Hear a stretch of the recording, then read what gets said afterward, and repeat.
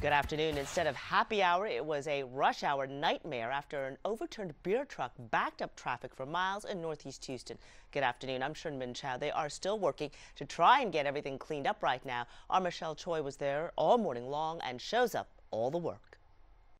Take a look at this. Crews here are busy unloading boxes of beer from this overturned semi. They've actually formed a human chain to make this a lot more efficient.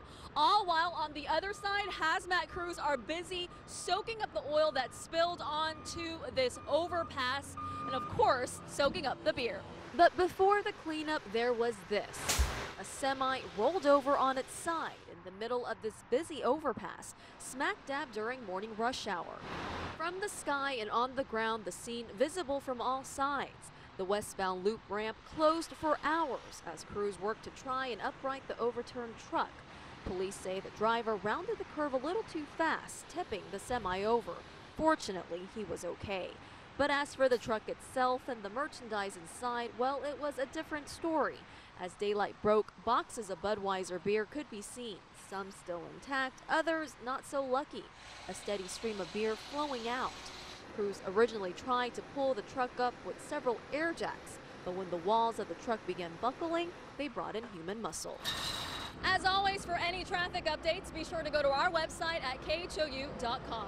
Reporting in Northeast Houston, I'm Michelle Choi, KHOU 11 News.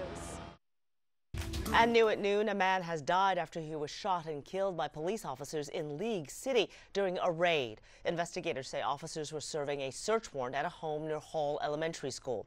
Officials have not said if the person shot was a suspect or what triggered the gunfire. No one else inside that home was hurt. The officers who fired the shots are on administrative leave per standard procedure. Outside agencies are investigating. LaPorte police are searching for a man who attempted to assault a young girl near a library. This happened in the 600 block of South Broadway in LaPorte. Police say the girl was walking alone when the man approached her on Sunday night. The man is described as 20 to 30 years old with short brown hair and facial stubble. He has a date tattooed on his right wrist and another tattoo on his upper chest. He was last seen wearing a black tank top and boxers. If you have any information, please call authorities. And we are following breaking news out of Harris County. Moments ago, the Commissioner's Court voted to ask the governor to allow a special election for flood control projects. They want voters to approve a massive bond referendum slated for August, which is around the anniversary of Hurricane Harvey. The total amount could be $2.5 billion. We will have more on this developing story on KHOU 11 News at 4 and, of course, at KHOU.com. Happening now, Mayor Sylvester Turner talking about the state of the city of Houston. He's focusing on the biggest issues in our city, including flood control, this following Harvey, of course. We've got a live look at the event this afternoon. We will be bringing you the latest on what the mayor has to say in our later newscasts. It is starting to feel a little bit more like spring in Houston. Temperatures are going up, and so is the humidity. Brooks Garner here with a first look at our forecast. Hey, Brooks. Good morning, Sherman. Good afternoon. Onshore winds right now, pushing in the humidity and the clouds. Here's a live view of the beach. San Luis Resort, pretty rough ocean, pretty rough Gulf of Mexico. That's thanks to that southeast wind at about 15 to 20 miles an hour, gusting to 25.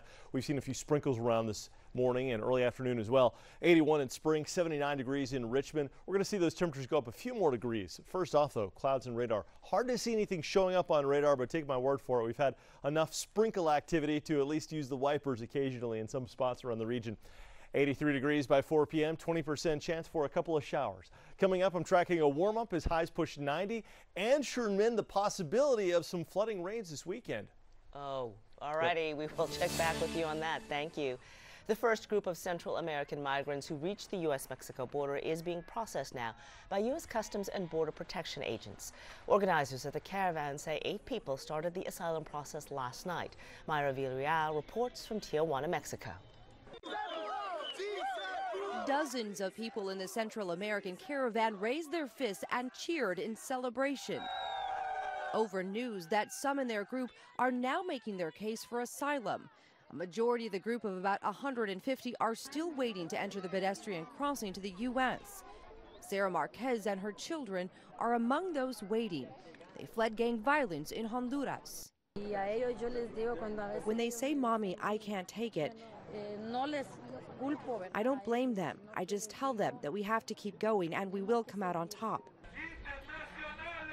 Customs and Border Patrol typically process about 50 asylum cases per day at this port of entry. But agents say the number of people they're able to process depends on the complexity of their case, medical needs, translation requirements, and available detention space. Caravans from Central America have made this trek since 2008, but have mostly been ignored. This group is the largest so far, and the Trump administration has focused attention on their journey.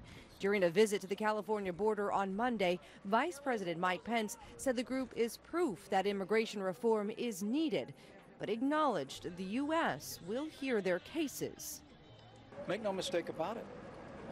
These families, often women and small children, are victims. They're victims of open border advocates who support and encourage them to take a long and dangerous trip. We'll process them under the laws of this country. The Department of Justice has filed criminal charges for illegally entering the U.S. against 11 different migrants that came into the U.S. and were caught within 5 miles of the border. We know now that this caravan here has created this sort of tent city that has become this organic community, and they tell me that they are here to stay, and they're here to stay for the long haul. Mireya Villarreal, CBS News, Tijuana, Mexico. Still to come this afternoon, Brothers in Blue say goodbye to Officer Rogelio Santander. A look inside his service going on now, and how Houston officers are showing their support. And a new trend has doctors coming to your home to perform cosmetic procedures. Is it safe? And later, James Harden making moves on and off the court, where he's being featured now.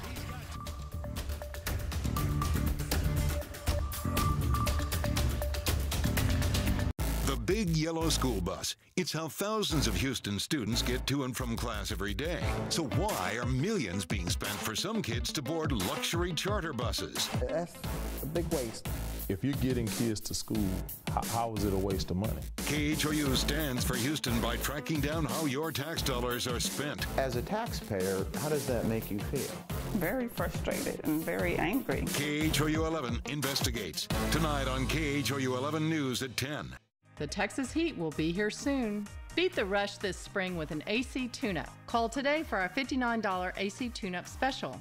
We've provided trusted service to Greater Houston for over 70 years. Village Plumbing and Air. Call 713 Repairs.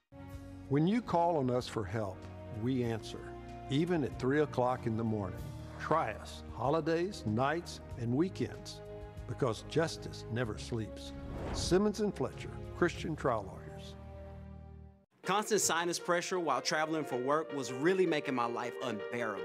I'm Dr. Michael Kaplan, and I see patients every day who are tired of feeling bad and need answers now about chronic sinus congestion, sinus pressure, and headaches. My practice has pioneered the balloon sinuplasty procedure, and my advanced treatment is done in the office and now only takes 20 minutes, with lasting success rates over 90%. Thanks, Dr. Kaplan. I got my energy back, and I got my life back. When Houston families are threatened, we fight back. I'm Lizzie Fletcher, and I fought for the young mother who counted on Planned Parenthood for her health care, the immigrant small business owner who needed a lawyer to protect her life savings, the refinery inspector who needed help in court to make sure he could keep his job, and employees fighting discrimination at work. Now Donald Trump is threatening every Houston family. I approve this message because I'm ready to fight back. The Texas heat will be here soon. Beat the rush this spring with an AC tune-up. Call today for our $59 AC tune-up special. We've provided trusted service to Greater Houston for over 70 years. Village Plumbing and Air. Call 713 Repairs. Police officers from across the country are in Dallas today to say their final farewells to Officer Rogelio Santander, Jr. Officer Santander was shot while helping arrest a suspected shoplifter at a Home Depot last week in Dallas. His funeral is being held in Rockwell. We have a live look inside the funeral service right now, an officer on the podium. This all began about 30 minutes ago. Santander's partner, Officer Crystal Maeda, and a Home Depot loss prevention officer, Scott Painter, were also wounded in the shooting. shooting. They are still recovering from that attack. Almeida and Santander actually went through the academy together and are 3-year veterans. She is 26, he was 27, and the suspect remains in custody on a $2 million bond. Houston police also up there at the service now. This morning, the department tweeted these pictures of the group that headed to Rockwell to show their respect for a brother in blue. President Trump has not yet agreed to meet with special counsel Robert Mueller to discuss the Russia investigation, but the questions that Mueller reportedly has for the president have surfaced. Mueller reportedly has 44 questions he would like to ask President Trump about that investigation. The New York Times published several of them. Many center on former FBI Director James Comey. The president firing back on Twitter, it was disgraceful that the questions were leaked to the media.